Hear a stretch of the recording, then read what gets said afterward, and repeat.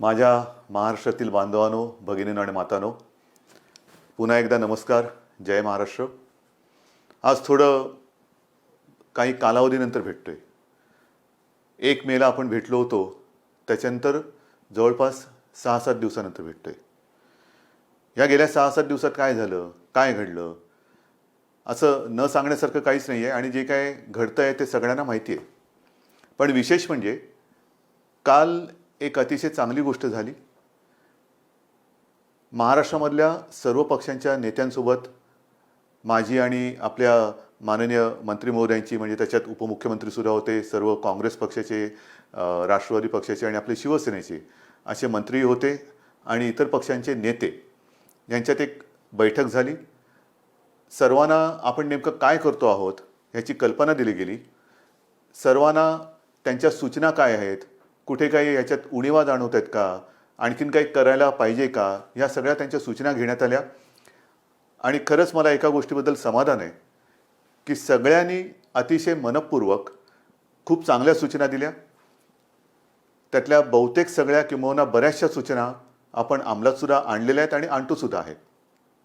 एकूणच कालची जी बैठक झाली त्याच्यामध्ये एकतेचं एक वेगळं दर्शन होतं. महाराष्ट्राची एकजूट, राजकारण बाजूला ठेवून सगळे पक्ष नेते, पक्षप्रमुख हे एकत्र आलेलं काल मला दिसलं आणि जो माझा आत्मविश्वास आहे तो आणखीन दुणावला. ह्याच्यामध्ये राजकारण नव्हतं. सगळ्यांनी मला सांगितलं की सरकार जे काही करतं आहे त्याच्यात आम्ही तुमच्या सोबत आहोत. आम्हाला जे जे काय वाटतं आहे हे आम्ही तुम्हाला सांगतो आहोत आणि आपणही त्यांना सांगितलं की वेळोवेळी तुम्हाला जे काही जाणवेल ते आपण सांगत राहा. आपण जे जे करता येणं शक्य असेल ते सर्व करू. ही अशी एक वेगळी एकजूट ही सर्व राजकीय पक्षांची, नेत्यांची एका चांगल्या पद्धतीने, चांगल्या वातावरणात त्या बैठकीमध्ये मला दिसली. आज खरं म्हणजे मी आपल्याशी बोलताना थोडासा व्यथित आहे. तो व्यथित एवढ्यासाठी आहे की आज पहाटे जे संभाजीनगर आणि जालन्याच्या मध्ये त्या रेल्वे मार्गावरती घडलं,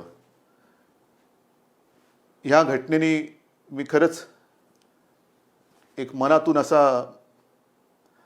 दुःखी झालेलो आहे.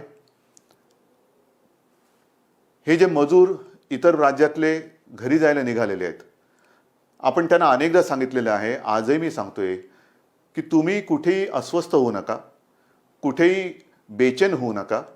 राज्य सरकार पूर्ण तुमच्या सोबत आहे. मी यापूर्वीही सांगितलेलं आहे की इतर राज्यातले जे मजूर आहेत त्यांची आपण ठिकठिकाणी सोय केलेली आहे. जवळपास 5.5 ते 6 लाख मजुरांची सोय आपण राज्यात वेगवेगळ्या ठिकाणी केलेली आहे.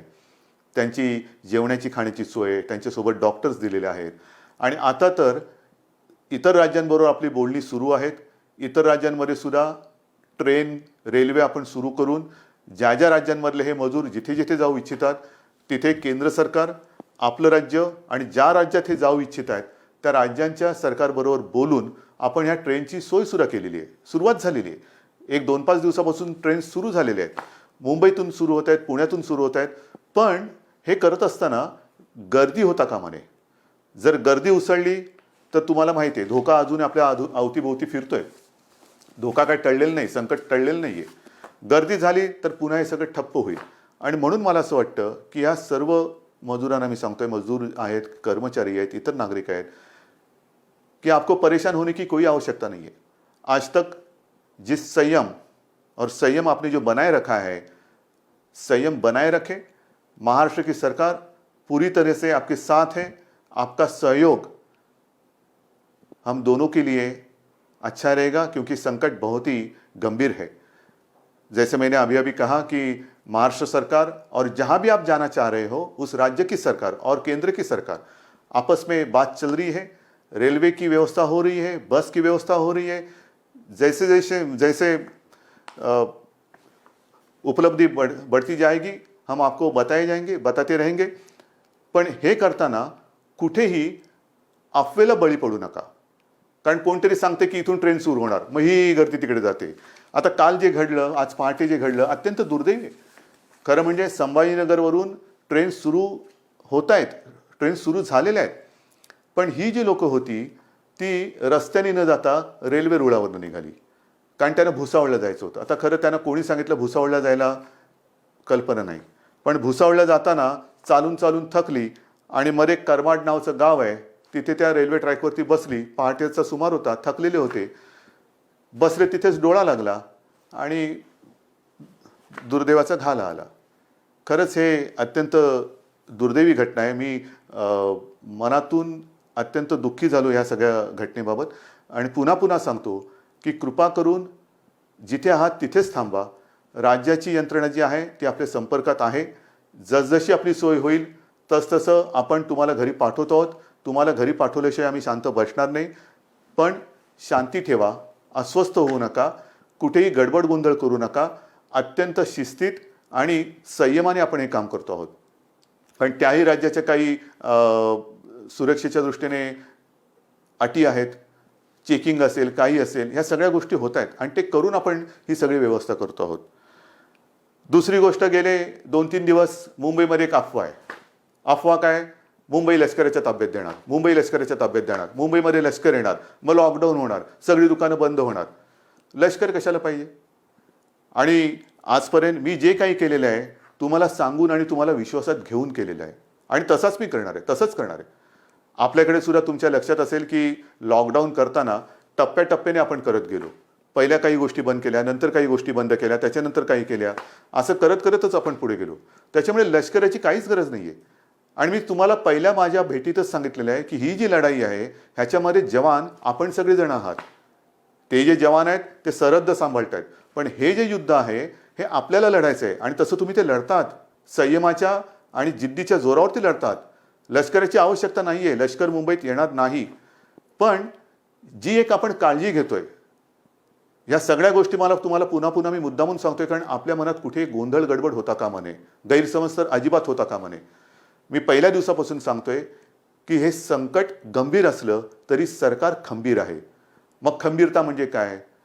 काही दिवसापूर्वी पाहिलं असेल, मी स्वतः या बांद्रा कुर्ला कॉम्प्लेक्सच्या मैदानात गेलो होतो जिथे मोठं आपण कोविड केअर सेंटर उभारतोय, प्रथम उपचार केंद्र. तसंच रेसकोर्सला उभारतोय, तिथे वरळी डोममध्ये केलेलं आहे, गोरेगावचे एक्झिबिशन ग्राउंडमध्ये केलेलं आहे. कदाचित बांद्रा कुर्ला कॉम्प्लेक्समध्ये आपण ते आणखीन दुप्पट करू, आणखीन काही ठिकाणी वाढू. काय हे सगळं करतोय की हे संकट रोखताना समजा आपल्याला काही लोकांची सोय त्याच्यात करण्याची आवश्यकता वाटली, प्राथमिक केंद्रामध्ये म्हणजे कोणाला ऑक्सिजन देण्याची गरज लागली, समजा आता जे आपल्याकडे केसेस येत आहेत 80% ॲसिम्प्टोमॅटिक आहेत पण पॉझिटिव्ह आहेत, मग त्यांना ठेवायचं कुठे? तर त्याच्यासाठी ह्या आपण सोयी वाढवतो आहोत. पण हे वाढवताना पुढचा पावसाळासुद्धा लक्षात घेतला पाहिजे. समजा पाऊस पडला, मुंबईचा पाऊस तुम्हाला माहिती आहे, त्रेधा तिरपीट उडवतो, मग त्यावेळेला काय करणार? हॉस्पिटल्स कमी पडता कामा नये. म्हणून मी स्वतः केंद्र सरकारला विनंती केली आणि ती मान्यसुद्धा झाली की जिथे जिथे राज्यामध्ये आपल्या केंद्र सरकारच्या ज्या काही यंत्रणा आहेत, मग रेल्वे आहे, BPT आहे, अगदी मिलिटरीसुद्धा आहे, त्यांची हॉस्पिटल्स आणि डॉक्टर्स हे जर का आम्हाला आवश्यकता लागली तर वापरण्याची आम्हाला परवानगी द्या. हे करणं काही गैर नाही आहे, कारण पुढचा धोका आपल्याला उद्भवू नये, उद्भवणार नाही. पण जर का आवश्यकता लागली तर त्या हॉस्पिटलची आणि डॉक्टर्सची व्यवस्था ही त्यांना आधी सांगून ठेवलेली बरी की जेणेकरून नंतर धावपळ नको. आणि त्याच पद्धतीने आणखीन एक माझ्या मनात विचार आहे, कारण आता सगळ्या यंत्रणा आपल्या प्रचंड तणावाखाली काम करत आहेत. डॉक्टर्स आहेत, नर्सेस आहेत, आपले सफाई कामगार आहेत, आपली महसूल यंत्रणा आहे, पोलीस तर आहेतच. पोलीस तर पाऱ्यावरती राहून राहून राहून तणावाखाली थकून जात आहेत, काही आजारी पडत आहेत, काही पोलीस तर बिचारे मृत्युमुखी पडले, आपल्यासाठी लढताना मृत्युमुखी पडले, आपल्यासाठी लढताना ते आजारी पडत आहेत. तणावाखाली त्यांना विश्रांती घ्यायला एक क्षणभर सुद्धा मिळत नाहीये. त्यांना सुद्धा थकवा आहे. माणसं आहेत, ही डॉक्टरसुद्धा माणसं आहेत, पोलीससुद्धा माणसं आहेत. आजारी पडल्यानंतरच बाजूला करणं हा क्रूरपणा ठरेल.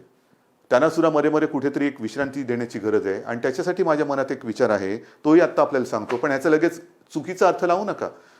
माझ्या मनात असा विचार आहे की केंद्र सरकारला मला सांगायचं आहे की जर का अधिकचं मनुष्यबळ लागलं, ह्या पोलिसांना आम्हाला थोडी विश्रांती देण्याची आवश्यकता लागली तर काही दिवस पोलिसांना टप्प्याटप्प्याने विश्रांती देऊन त्यांना पुन्हा आणायचं, यांना टप्प्याने विश्रांती द्यायची, पुन्हा आणायचं. समजा काही पोलीस आजारी पडलेत, त्यांना निदान बरे होण्याची तरी वेळ दिली पाहिजे. बरं झाल्यानंतर त्यांच्यातला थकवा तर गेला पाहिजे.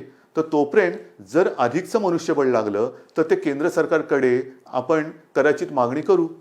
मग ते मागितल्यानंतर लोक म्हणजे काही जण काय म्हणतील, बघा यांनी लष्कर बोलवलं. लष्कर नाही, पोलिसांच्या बद्दल जर का त्यांचा थकवा किंवा ना त्यांना विश्रांती देण्यासाठी मनुष्यबळ लागलं तर त्याची आपण मागणी करणार आहोत.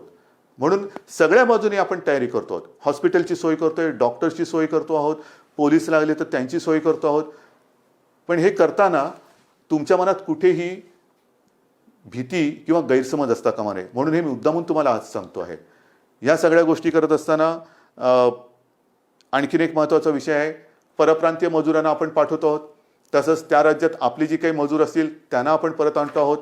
ट्रेननी येतील, ट्रेननी जातील, काही वेळेला बसेस, जसं कोट्याचे विद्यार्थी आपण बसेस पाठवून त्यांना घेऊन आलो. इतर राज्यात काही आपले विद्यार्थी आहेत त्यांना आपण घेऊन येणार आहोत. काही ठिकाणी तर राज्यांतर्गत विद्यार्थी कुठे कुठे अडकलेले आहेत. राज्यांतर्गत वाहतुकीचं काय, तुम्ही बाहेरच्या लोकांना पाठवतात, बाहेरच्या लोकांना आणतात, मग राज्यातल्या राज्यात आमचं काय, या सगळ्या गोष्टी आपण करणार आहोत. पण ह्या करताना सुद्धा मोजून मापून आपल्याला करावे लागणार आहेत. मोजून मापून. आपण गेल्या वेळेलाच मी सांगितलं होतं की आपल्या राज्यात रेड झोन, ऑरेंज झोन आणि ग्रीन झोन असे 3 झोन केलेले आहेत. त्याच्यात ग्रीन झोनमध्ये आपण जरा शिथिलता जास्त दिलेली आहे, ऑरेंज झोनमध्ये त्या प्रमाणात शिथिलता दिलेली नाही, आणि रेड झोनमध्ये त्यातल्या त्यात कंटेनमेंट झोन एरियामध्ये तर बिलकुल आपण शिथिलता आणत नाही आहोत, अजिबात नाही. कारण कंटेनमेंट झोन, रेड झोन इथे अजूनही आपल्याला या केसेस सापडत आहेत. विशेषतः मुंबईत आहेत, संभाजीनगर आहे, पुणे आहे, मालेगाव आहे, नागपूरमध्ये काही विभागात आहेत, अशा काही ठिकाणी आहेत. इकडे ये जा करता येणार नाहीये. कारण ही ये जा जर का आपण सुरू केली मग इतके दिवस हे बंद ठेवून उपयोग काय त्याचा. हा लॉकडाऊन सगळा फुकटच आहे. लॉकडाऊन म्हणजे मी मागेच बोललो होतो की गतिरोधक आहे, गतिरोधक. आजपर्यंत आपण याची गती रोखण्यामध्ये यश जरूर मिळवलेलं आहे, पण अजूनही चेन तोडण्यामध्ये आपल्याला यश नाही मिळालेलं. त्यांची जी साखळी आहे, त्या विषाणूची साखळी तोडण्यात अजून आपल्याला यश नाही मिळालेलं. ते आता तोडायचंच आहे. ते तोडल्याशिवाय आता राहायचंच नाही. कारण नाहीतर किती दिवस चालू राहणार.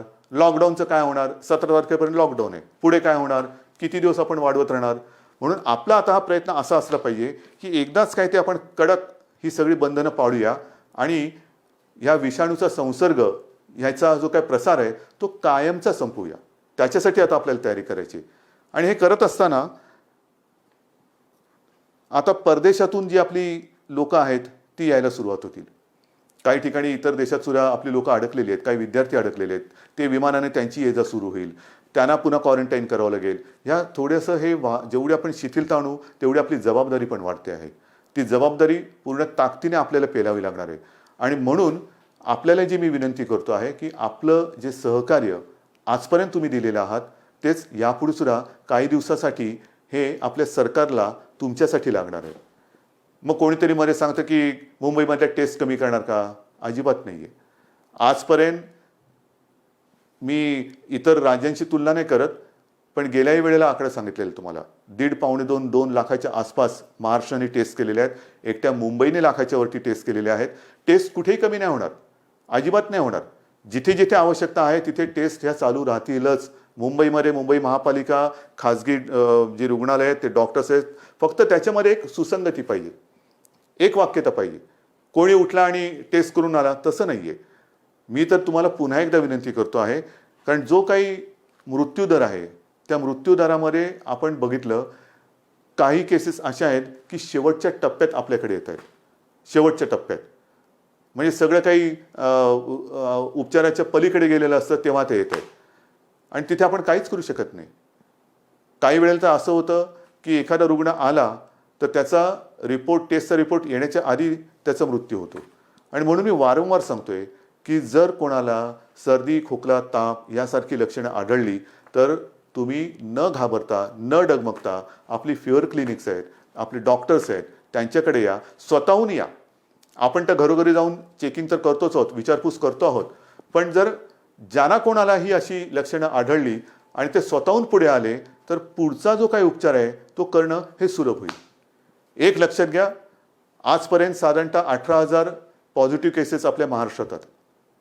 18,000 आकडा मोठा आहे, पण जवळपास 3,2500 रुग्ण हे पूर्ण बरे होऊन घरी पण गेलेले आहेत. दुर्दैवाने काही मृत्यू झालेले आहेत, पण 3,2500 हाही आकडा बरंच काही सांगून जातो. आणि हा आकडा ज्यांना लक्षणं होती ती लक्षणं पूर्ण बरी होऊन आणि काही जणांना लक्षणं नव्हती पण क्वारंटाईनमध्ये होते, त्यांचा तो काळ पूर्ण करून पुढची चाचणी निगेटिव्ह आल्यानंतर ते घरी गेलेले आहेत. हा रोजचा आकडा वाढत चाललेलाच आहे. घरी जाणारे, जसं रुग्णांची संख्या पॉझिटिव्हचा एक आकडा येतोय तसंच घरी जाणारे सुद्धा जात आहेत. त्यांचा तो क्वारंटाईनचा काळ, आयसोलेशनचा काळ, उपचाराचा कालावधी पूर्ण करून ते घरी सुद्धा जात आहेत. आज आणखीन एक माहिती मला मिळाली, जरा वेगळी माहिती. हा निसर्गाचा चमत्कार आहे. आपल्या इथे ह्या जेव्हापासून हा लॉकडाऊन वगैरे झाला त्यावेळेपासून काही ज्या महिला होत्या त्यांची प्रसूती झाली, त्यांच्यापैकी काही ह्या कोविड पॉझिटिव्ह होत्या, कोविड पॉझिटिव्ह आहेत, पण त्यांची बाळं जी आहेत त्यांना कोविडची बाधा झालेली नाही. हा एक चमत्कार आहे. म्हणजे आईला कोविड पॉझिटिव्ह आहे पण बाळ हे निगेटिव्ह आहे, त्याला कोविड झालेलं नाही आहे, बाळ सुखरूप आहे, असाही चमत्कार आहे. आणि त्याच्यानंतर ते बाळ त्या आईसोबतच आहे. हा एक निसर्गाचा चमत्कार आहे. ह्या काही गोष्टी घडत आहेत. तर अशाही गोष्टी आहेत. ह्याच्यामध्ये खबरदारी घेणं हा एक महत्त्वाचा भाग आहे. त्याच्यानंतर काही वेळेला काही घटना घडतात, जसं काल एक आपण बघितलं असेल की हॉस्पिटलमध्ये गलथानपणा. नाही, अजिबात नाही चालणार, अजिबात चालणार नाही. मी माणुसकी समजू शकतो, माणुसकीचा धर्म समजू शकतो, पण त्याच्यामध्ये गलथानपणा अजिबात सहन केला जाणार नाही. जसं मी वारंवार सांगतो की पोलीस आणि डॉक्टर यांच्या रूपात देव आपल्यासोबत आहे. त्यांच्याशी कोणी हुज्जत घालू नका, त्यांच्यावरती हल्ले होता कामा नये. हल्ले केले तर कडक कारवाई होईल. तसंच डॉक्टर्स आणि यांनाही सांगतोय की हॉस्पिटलमध्ये गलथानपणा होता कामा नये, अजिबात नाही. काही मदत लागली सरकारसोबत आहे, महापालिकासोबत आहे, गलथानपणा करायचा नाही. म्हणजे सगळं चांगलं चालू असताना कारवाई करण्याची वेळ आमच्यावरती आणू नका, कारवाई करू नका. तिकडे गलथानपणा आणि दप्तर दिरंगाईला अजिबात क्षमा केली जाणार नाही. कारण नाहीतर हे सगळं करतोय कोणासाठी? मी परवा जे काही गेलो होतो बांद्रा कुर्ला कॉम्प्लेक्स रेसकोर्समध्ये आपण करतोय, सगळं करतोय. तिकडे 100 रुग्णशय्या आपलं 1000च्या आसपास रुग्णशय्या या बांद्रा कुर्ला कॉम्प्लेक्सला करतोय. त्याची क्षमता मी आता दुप्पट करायला सांगतोय. काय आपल्याला फर्निचरचं दुकान नाही काढायचं की बघा किती बेड्स आहेत आमच्याकडे उपलब्ध आहे, कोणी आणि झोपून जा? नाही, त्याच्या मागे एक गांभीर्य आहे. ही आवश्यकता लागू नये ही माझी प्रार्थना आहे. पण ही सोय सुविधा वाढत असताना आपल्याला डॉक्टरची सुद्धा आवश्यकता लागणार आहे, परिचारिकांची आवश्यकता लागणार आहे. कोविड योद्धा म्हणून मी आपल्याला आवाहन केलं होतं, त्याच्यात अनेक जणांनी प्रतिसाद दिलेला आहे. आज मी आयुषच्या डॉक्टरना सुद्धा विनंती करतो आहे, आवाहन करतोय की तुमची सुद्धा आम्हाला गरज आहे. होमिओपॅथी डॉक्टरची सुद्धा आवश्यकता आहे. आयुर्वेदचे डॉक्टर असतील, तुम्ही या. आपण सगळे मिळून एकजुटीने या संकटाचा सामना करूया. सगळे एकत्र आले, ठीक आहे ना. काही वेळेला गंभीर आजार असेल तिकडे ॲलोपॅथी चालेल. जर का आपल्याला प्रतिकारशक्ती वाढवायची असेल त्याच्यासाठी होमिओपॅथी किंवा आयुर्वेद चालत असेल, जरूर या. कदाचित हे सगळे आपले आयुषचे डॉक्टर्स आणि या सगळ्या डॉक्टरशी फिवर क्लिनिकमध्ये मदत होणार असेल, सर्दी खोकला ताप आहे की नाही बघण्यासाठी, तेवढंच आपल्याला हॉस्पिटलमध्ये काम करणाऱ्या डॉक्टरांवरचा ओझं ताण हा कमी करता येईल. म्हणून मला आपल्याला ह्या सगळ्यांची आवश्यकता आहे. आणि त्याच्यासाठी मी आज आपले डॉक्टर लहाने साहेब त्यांना सुद्धा सांगितले की डॉक्टर साहेब अर्थात ते सुद्धा दिवसरात्र मेहनत करतातच आहेत, कोणी मेहनतीमध्ये मागे पडत नाही आहे. त्यांनी सुद्धा आता पुढाकार घेतलेला आहे. डॉक्टर ओक आपल्यासोबत आहे, टास्क फोर्स आपल्यासोबत आहे, सगळे आपल्यासोबत आहेत. आणि हे करून आपण ही लढाई अधिक मजबूतीने आता लढत आहोत. म्हणून मला हात जोडून विनंती करायची की हा जो आता लॉकडाऊनचा टप्पा आहे हा सतत आता वाढवत जायचं की नाही जायचं, लॉकडाऊनचं काय करणार हे तुम्ही ठरवायचं आहे. जेवढं तुम्ही शिस्त पाळाल, जेवढं तुम्ही बंधनं कडक पद्धतीने पाळाल, तेवढं लवकर आपण या संकटातून बाहेर येऊ. कोणालाही आनंद नाही आहे लॉकडाऊन वाढवण्यामध्ये. लॉकडाऊन वाढवणं म्हणजे पिंजऱ्यात बसल्यासारखं आहे, कोण वाड्यात बसल्यासारखं आहे. आत्ता ते बसण्याची गरज आहे आणि ती शिस्त अजूनही मला काही ठिकाणी बिघडलेली दिसते. मग मुंबई असेल, इतर शहरं असतील, ही शिस्त बिघडवणं म्हणजे आपण आपलं संकट लांबवणं आहे. जेवढं तुम्ही हे बंधन तोडायला बघाल तेवढं हे बंधन अधिकाधिक तुमच्याभोवती आपला फास आवडत जाईल. म्हणून हे बंधन पाळणं, शिस्त पाळणं, लोकांमध्ये न मिसळणं, एकमेकाशी आता ह्या कालच्या त्या सर्वपक्षीय बैठकीमध्ये जो मी एक शब्द वापरला होता, फिजिकल डिस्टन्सिंग. सोशल डिस्टन्सिंग म्हणजे जरा त्याचा अर्थ वेगळा होतो, सामाजिक अंतर नको आहे. थोडंसं आपल्याला एकमेकापासून अंतरावरती राहणं, मग त्याला शब्द फिजिकल डिस्टन्सिंग म्हणायचं आहे किंवा आणखीन काय म्हणायचं आहे, काही म्हणा, पण ते अंतर ठेवून आपल्याला पुढचा काही काळ तरी तोंडाला मास्क लावून हात सतत धुत राहून हा असा काही काळ आपल्याला काढावा लागेल. हे संकट अजूनही कोणाला अंदाज येत नाही आहे. काही जण आता म्हणायला लागलेत कोरोनाबरोबर जगा. कोरोनाबरोबर जगा म्हणजे कसं जगायचं? हे असं घरात राहून? हे नाही चालणार आपल्याला. आपला महाराष्ट्र, मी अनेकदा सांगतोय, मला लष्कराची अजिबात गरज नाही आहे. कारण हा शिवरायाचा महाराष्ट्र आहे. नुसते आपण बोलताना शाहू फुले, आंबेडकर, गाडगे महाराज यांची नावं घेऊन उपयोग नाही आहे. त्यांनी जे काय आपल्याला शिकवलेलं आहे, छत्रपती शिवाजी महाराजांनी सुद्धा आपल्याला लढायचं कसं हे शिकवलेलं आहे. आणि त्यांची परंपरा असलेला महाराष्ट्र, इथे मला लष्कराची आवश्यकता नाही. माझा प्रत्येक नागरिक हा जवान आहे, हा सैनिक आहे आणि तो या लढाईमध्ये स्वतः लढून या विषाणूवरती मात केल्याशिवाय राहणार नाही. हा तुमच्याबरोबर माझा सुद्धा आत्मविश्वास आहे. म्हणून पुन्हा एकदा सगळ्यांना सहकार्याची विनंती करतो. धन्यवाद देतो. जय हिंद, जय Maharashtra. Subscribe to Nation Next YouTube channel and press the bell icon to get regular updates from Nation Next. Also like Nation Next Facebook page and follow us on Instagram and Twitter.